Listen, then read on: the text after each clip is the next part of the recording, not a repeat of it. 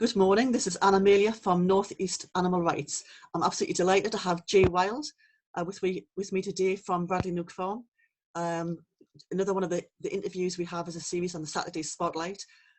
Jay and his wife were actually going to come to the Tyneside Vegan Festival in May up in Gateshead, but unfortunately due to the pandemic, obviously the event got cancelled. So I'm delighted he's agreed to do this interview today. So hopefully we've got some really interesting questions, and we're going to learn an awful lot about his life and his journey, and also a bit about 73 cows as well. Okay, so without further ado, I'm going to go straight to questions. Okay, so farming has been your life, but you must have been struggling with the morality and the ethics of what you were doing and questioning it. What was it that made you finally decide to transition from dairy farming? Was there a single moment that made you think, I can't do this anymore? Or was it a combination of that and caring for the animals, send them off to slaughter, and realising you couldn't be part of it? It was something that built up over a long period of time. I'd always been unhappy about looking after the animals and then sending them to a terrifying death, which is what you have to do. You're sort of told you have to steel yourself and get with the reality of the situation, but I just couldn't do it. I couldn't stop looking at the animals as individuals and not just, I mean, we go to see the 17 cows that we've got left on the farm, and we don't say, oh, here's a cow called Ethel, or here's a cow called Tiger Tim. We go and say, oh, hello Ethel, hello Tiger Tim. You know, they are themselves, and they're not just a cow. They are who they are. And I think you don't go up to a person and say, oh, look, there's a human called Derek. You say, who's Derek? Because that's who they are. They're an individual with their own thoughts and the way they react to situations. And cattle are just the same as people. They just look different. Obviously, they've got different instincts, and they react to things differently. And cow society is completely different from people, but they are who they are. They're not just things. So that was it. So you must have had a really good relation. You must have sort of started building relationships with them. I mean, you must have had them over the years with all these individual animals, kind of like learning the little quirks and sort of the personalities and Oh yes, and you can recognise that that cows. I only kept cattle. The families have different characteristics, and you can recognise a son or a daughter of a cow as having the same basic personality. They differ like people. They're not some homogeneous entity that you can't understand or relate to. They're all individuals. We were at a save yesterday, and we obviously we kind of stand it. So I'm presuming the save obviously is a peace-based movement, so it's not about challenging the drivers coming in or anything. It's just sort of bearing witness to the cows. And one of the pictures I got yesterday was actually, I try not to look at the cow's eyes for exactly the same reason, because you look at them and you can see the soul and everything, and it's awful. But one of the pictures I got was of the eyes. But one of the activists went round to the back of where quite close to where the kill floor is, and she said there was cows in the field. There was 2 adult cows and 2 calves, and they were bellowing to the calves to the cows on the kill floor, obviously communicating, and it must be horrendous sort of being in that situation. It must be awful for them. Well, it's I mean, you don't have to use this term lightly because of history, but it's a kind of a Holocaust going on. It's in the same way that certain groups of people have been persecuted because they're seen as being other or different. Animals are persecuted because they're seen as other or different, and really they are who they are. Obviously they're not people, but they've got as much right to exist as individuals as we have. They are individuals. So I was lucky enough to hear Alex Lockwood speak last year. He's a Holocaust survivor, And obviously, you said using the word Holocaust, it's quite a sensitive word, but he was saying it's actually just about oppression. It's straightforward oppression. You know, when somebody else has the power to oppress another species, or, you know, that's what it's about. So what you've just said there rings very true. Yeah. Yeah, it's, I don't know. I think more people are becoming aware of the reality, you know, the basic realities of life, and sort of the idea that people are in dominion over animals and the world is kind of losing its power somehow, I think. Or at least I hope so. Yeah, we hope so. So your wife must have been a huge part in supporting the change. Do you feel as if you've both had a weight lifted off your shoulders, or were there moments of panic when you thought, what are we doing? We can't do this? And also the financial part of the practical sort of it. Were you able to access grants to support you with the transition, or was it a financial struggle for you? And do you think there's enough help available for people to transition? Well, there is no help at the moment, no official help. The help we've had has been from the Vegan Society, making it possible, you know, facilitating the cows leaving the farm, and showing us what we could do differently on the farm. So that was practical help and moral support, and you know, organizational support, but there's nothing official. In fact, I think official guidance from, you know, government sources is still trying to support cattle farming. As far as that's how it feels. They might not say so officially, but everything is still lent towards traditional grassland animal farming. So there's no, we've received no. The only financial help we've had, I think people have sent a lot of letters of support. One or two people have put small. I think we've had about £110 over the 3 years, which is, you know, it's touching that people feel that they want to do that, but. So you've essentially done the whole thing all on your own, pretty much, haven't you? You've kind of had the moral support from the Vegan Society, who you would expect, you know, to be available to help you. But I know Ethel and Ed is doing a big with Surge, a big campaign called Refarm'd, and that's exactly what they're trying to do now, to try and get the financial support. So hopefully that will help a few with, because I'm pretty sure there must be other farmers in your situation, you know, who want to do the right thing and want to make the change, but they can't. It's their livelihood, isn't it? Yes. We're lucky that we own the farm. We don't pay a rent, and we're fairly frugal, and so we've tried to make use of the resources we already had. So you know, we were in a lucky situation to be able to sort of get through it. But so how difficult was it for you in the community when word got out what you were doing? Because it's kind of like going up the dark side, isn't it? Did anyone understand it all? And what's your relationship like with them now? One or two people have you know, I've gone into the co-op and a lady on the checkout said, "Oh, I recognise you. I think it's fantastic what you've done." And then again, you get we've not had any direct criticism, but I've been told that in the local farming community, there's been some anger about what we're trying to do, and sort of we're betraying British farming. You know, all the thing about tradition and heritage and continuity, and we're offering a dangerous precedent, I think, that you don't have to do what people have done for hundreds of years in order to maintain them. What we hope to do is to show that you can maintain the countryside without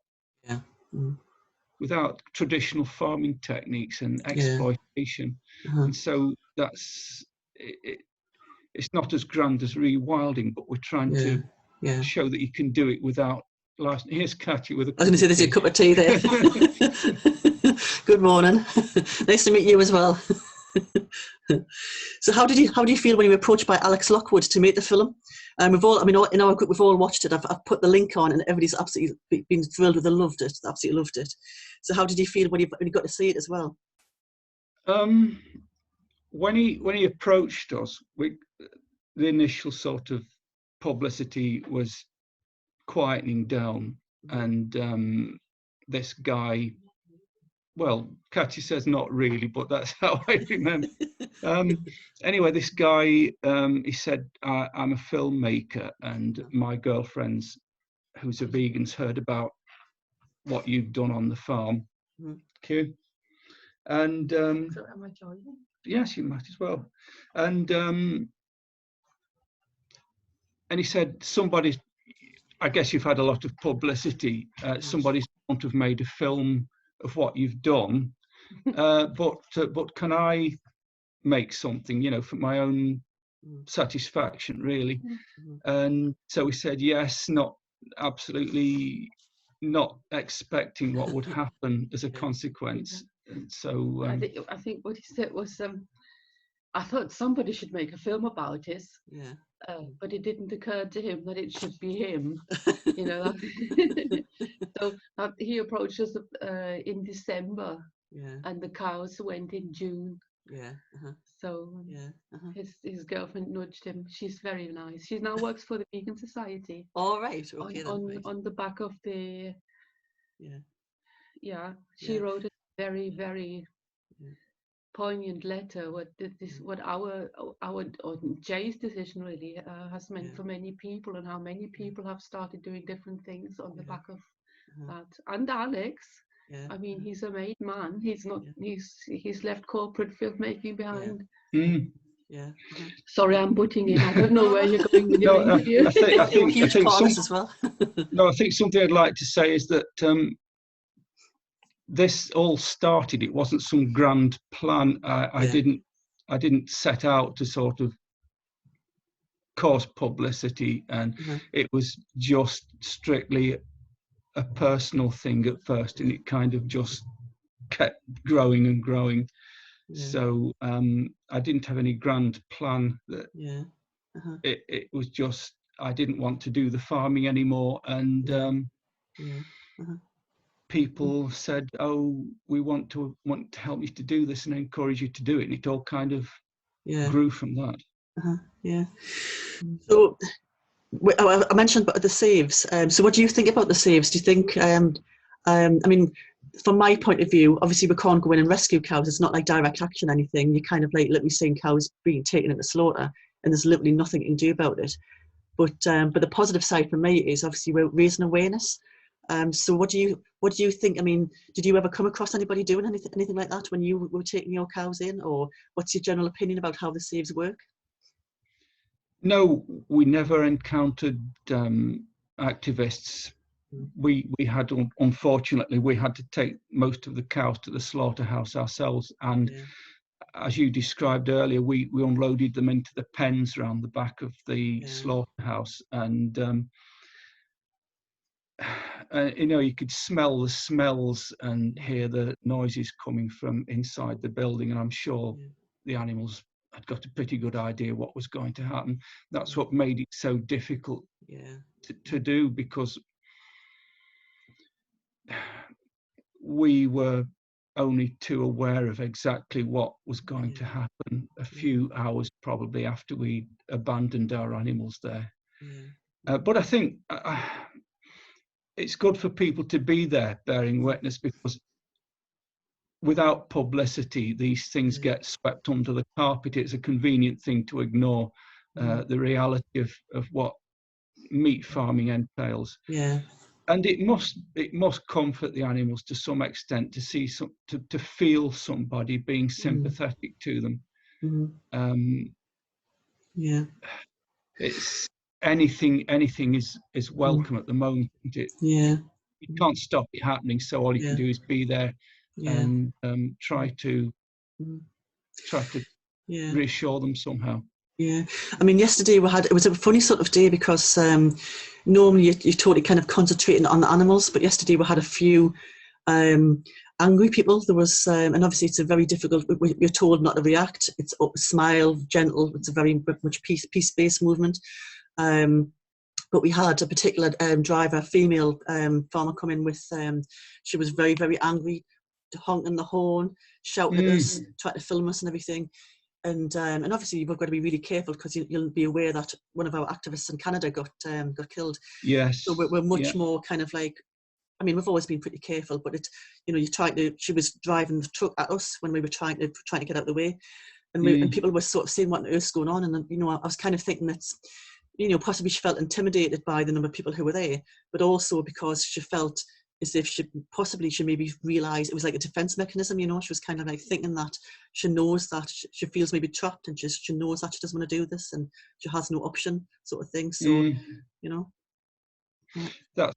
That's what I wondered, if it was kind of if she was reacting too much, that it was guilt, as you say, and she became angry to try to overcome her own guilt.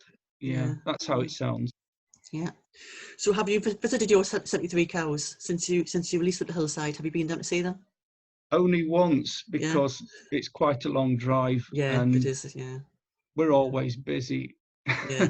And yeah. We'll have to make an effort and go again. Yeah. But you must check in. You must find out how they're doing and everything. Yeah. So you must sort of know that they're okay. Oh yes. Yeah. Oh yes. Yes. Yeah. It's and we're reassured that they're having a really good time. I'm sure they are. Very, very lucky. Very lucky. We actually wanted to visit them and my husband last year, so we actually made a point of going. We did like a road trip around the UK, and we made a point of going to Norwich to try and get out there. But on the days we were there, it was closed, so we couldn't get in. We were like, oh no, we came down especially to see them. We couldn't get in. But anyway, I'm sure we'll go down there again. Hopefully bump into you as well when you're visiting. Yes. Yeah. So we talked about farming, how it's it's a very hard way of life, and the farms are obviously handed down through generations. It's deeply embedded into communities and individual farmers as well. But there must be farmers who want to make the change. So what would you say to them if they want to make the change? You know, mistakes that you made, which you would want them to avoid. Would you have done any of it differently? I mean, obviously, you know, sort of the financial part of it must have been hard. But is there anything you could kind of like say to farmers to encourage them to make the change? Well, if you've got any doubt, and if it's at all possible, just do it. Yeah. And just,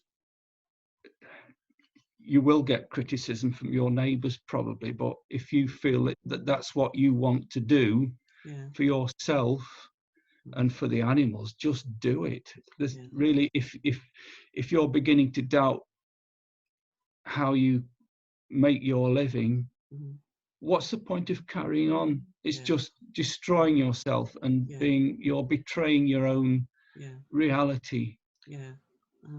Practically, I think the Vegan Society are trying to put together a handbook together with the Vegan Organic Network, how to go about things, and we've been interviewed about the difficulties. And I think the worst thing that we've done was everything happened so quickly without a proper plan. And I would say first start contact the Vegan Society,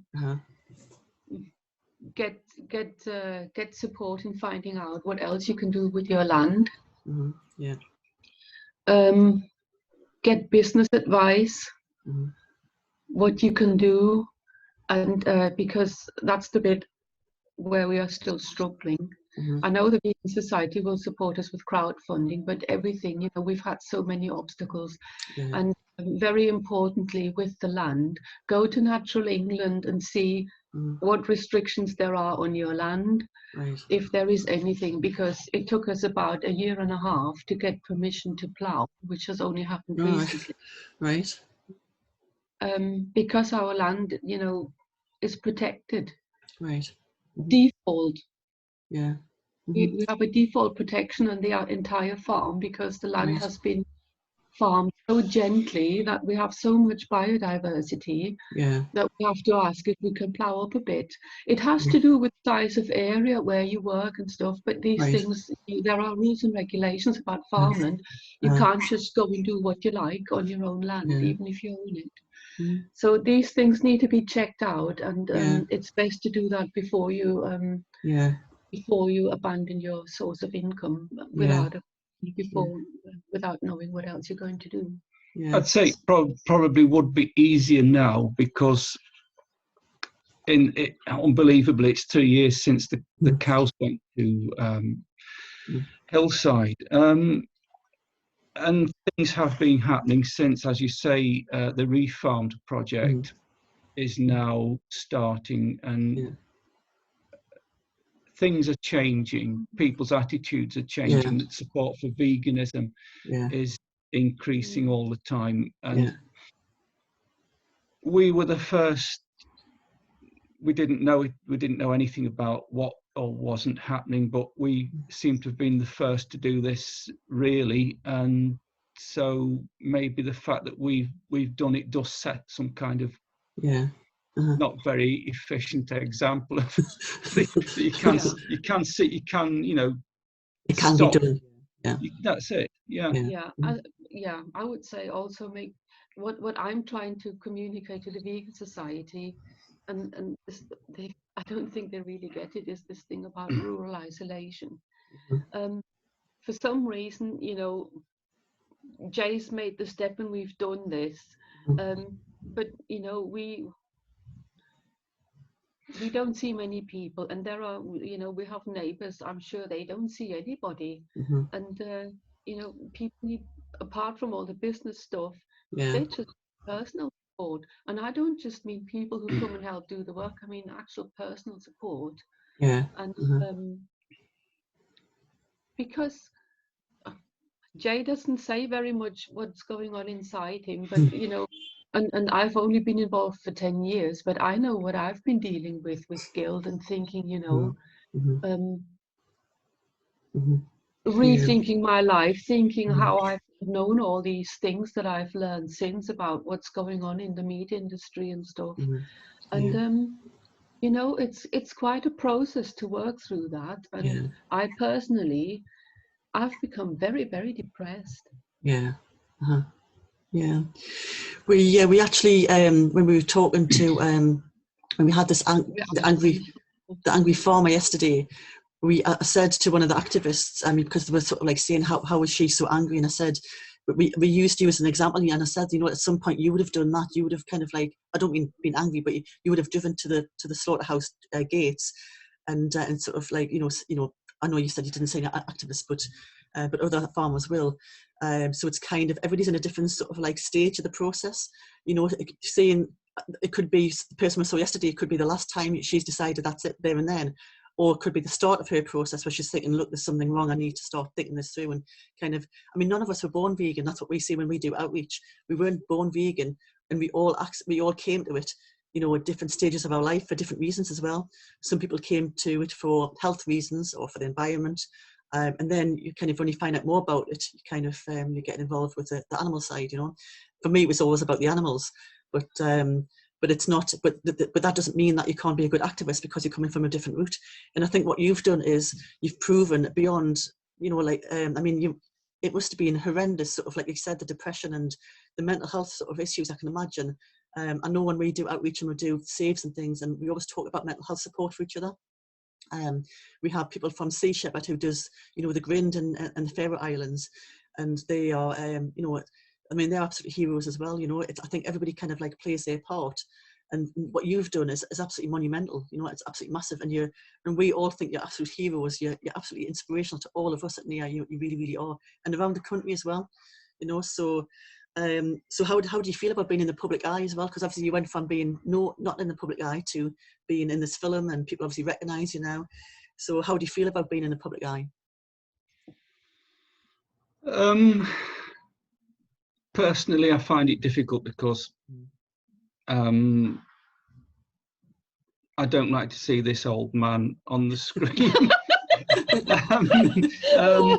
It's no, I mean, I've always had a very kind of isolated life, and you know, you're on the farm, and we don't get to meet people. You can go for days without talking to another person. So the first time I saw 73 cows was when we went to London to see the screening at the Rain Dance Festival. Yeah. And so I went from not seeing it at all to sitting in the front row, and there was my face about 6 feet wide, and it was quite a traumatic experience. But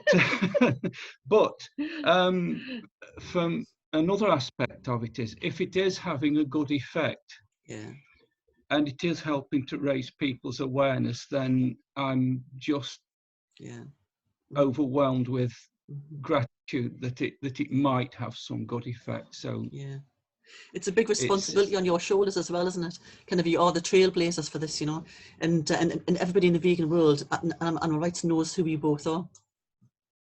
Yeah, I have to say I find it quite inhibiting. Yeah. I feel a lot of judgment. Apart from the support, I also feel the judgment. I know that I'm probably picking that out, but I also know it's there. We've had 2 instances where we've been approached by people, and very strange things going on. People saying basically, I've spotted a cow and I expect you to save it. This is, you know, the gist. And if you don't do that, you are, you know, the actual words where you've got blood on your hands. And, you know, and some really, you know, people who are obviously coming out with their own stuff and putting it in that place, you know, and when you say, what have you done? Oh, I keep bringing all the sanctuaries, and I thought, you know, and then we got stuff like, you should have sold your farm anyway and started a sanctuary elsewhere. And I thought, do you not realize what you're trying to do? No, I think you're doing the impact of what you're doing, rather than having a sanctuary, and the sanctuaries are great, but I think the impact of what you've done is so much more than that. It's you know, it's because it's going against the grain. Yeah, I think, talking about sanctuaries again, I think that the good thing about the Refarm'd project is that it doesn't take the finding of sanctuaries for the cows, because the cows stay where they are. And I'm sorry, I'm misguiding your interview. No, that's fine. Anyway, it's a conversation. It's fine. Because, you know, we expected that it would take a year to find places for all the cows, you know, 1 here, 2 there. And it's basically because Hillside said we want them all and we want them now, that everything started happening in one go. So, and another common criticism, just to tick off that criticism box in my head. It comes from farmers and it comes from vegans. Is that we've offloaded the responsibility for our animals to Hillside, and that we are, you know, that we've done them a bad. Right, okay. Well, that's something which I wouldn't have considered. I mean, how can you say saving their lives is, that's a bizarre one. So people are actually saying to you that you've, I mean, in Hillside we're offering to take them, so. Yeah, exactly. That's a strange one. I'm sure Wendy knows what she's doing. Yeah. No, I think all you can say is that what we did and what happened on this farm is what happened. That's how it was. The Vegan Society said, we'd like your cows to go to a sanctuary, and really, I think it was necessary. It was a symbolic thing, and it's also given us the possibility of doing something else on what is only a sort of a small to medium-sized farm. We haven't got room to do a lot of other, and because it's all in stewardship or high-level stewardship mostly. We are restricted in what we can do anyway. So it's quite an unusual. We're not a representative farm, really. a lot of farms, almost any change you make would be an improvement, but we were already doing pretty well, the best you could do under the circumstances. And so probably all the farmers can keep their cows and can grow other food as well, but we just hadn't got the possibility of doing that here. So what's next for you both then? Keep on doing what you're doing? Yes, we're sort of, we're still working. We've got permission for the polytunnels to start growing, but the polytunnel people have been under lockdown for the past 4 months now, and so we're waiting for that. We've got permission to cultivate just a few weeks ago. The architect has produced the first detailed drawings of the first building conversion so that we can sort of start a new working community here.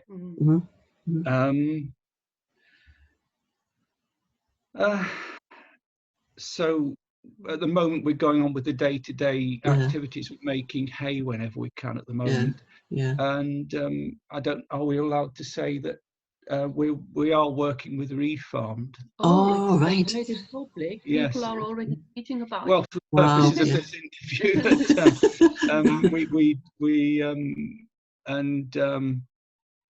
we're sort of getting ready to start producing oat milk with Refarm'd. Right, brilliant. Brilliant. Later, when this interview's finished, they've had me breakfast, I'll be back in the trench putting gravel on top of the electrical and the water pipe to go to the cabin. So I'd got my Wellingtons full of water yesterday. So we're doing practical things. I have to say I'm coming out of I was very, very depressed this year, and I'm sort of trying to come out of it. So I'm getting a grip on the business side. Looking for further funding and getting my ducks in the row. And it sounds as if you're just non-stop, but just I'm exhausted listening to all these things you're saying. There's just so many things. But thank you very much. I mean, that's been absolutely, it's been absolutely delightful talking to you. I'm so happy that I've finally been able to talk to you properly. I mean, I know it's not the same as face-to-face, but this is the next best thing, and it's been really, really good. So thank you very much. So this is Anna Amelia from North East Animal Rights with Katja and Jay Wilde. And I would like to sign off and say thank you very much to both of you, and good luck and look after yourselves. Thank you. Thank you. Thank you. Bye.